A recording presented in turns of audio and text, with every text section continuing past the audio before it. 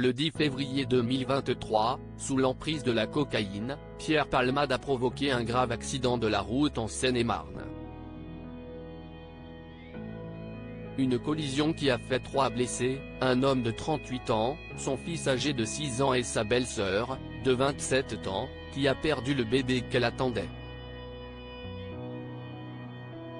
Si le parquet avait d'abord retenu la qualification d'homicide involontaire, le 27 mai dernier, la juge d'instruction chargée de l'enquête a décidé de renvoyer l'humoriste devant le tribunal pour blessure involontaire.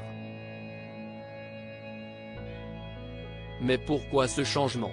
Comme le rapporte Le Parisien, ce vendredi 31 mai, la juge d'instruction explique dans son ordonnance pourquoi elle a décidé d'abandonner les poursuites pour homicide involontaire.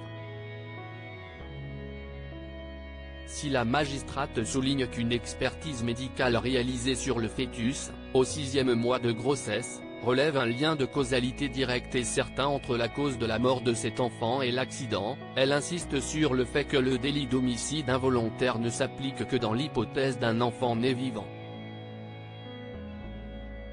L'expertise médicale, réalisée durant l'instruction, a conclu que l'enfant, une fille, note de la rédaction, portée par la passagère enceinte, est née viable mais n'est pas née vivante car sa mort est survenue dans le ventre de sa mère, peu avant l'accouchement, pratiqué en urgence le soir de l'accident. Au contraire, si le bébé serait mort une fois sorti du ventre de sa mère, il aurait disposé d'un statut juridique d'être vivant et donc Pierre Palmade aurait pu être jugé pour homicide involontaire. Supérieur à Muriel Robin et Pierre Palmade, Omar Sy et Fred Testo. Ces célèbres amitiés aujourd'hui brisées. Pierre Palmade renvoyé au tribunal, voici pourquoi il devrait échapper à la prison. Mais que risque Pierre Palmade pour blessure involontaire ?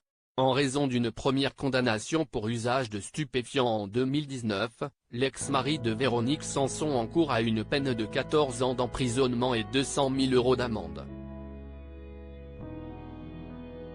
Une peine à laquelle l'ami de Michel Larocque pourrait bien échapper, comme l'a révélé Antoine Réglet, lors d'une interview pour BFM TV. Il ne les fera pas, les 14 ans de prison, note de la rédaction. Aujourd'hui, les personnes condamnées pour blessures involontaires aggravées sont emprisonnées dans moins de 5% des cas. Crédit photo, Tiziano da Silva, Cyril Moreau.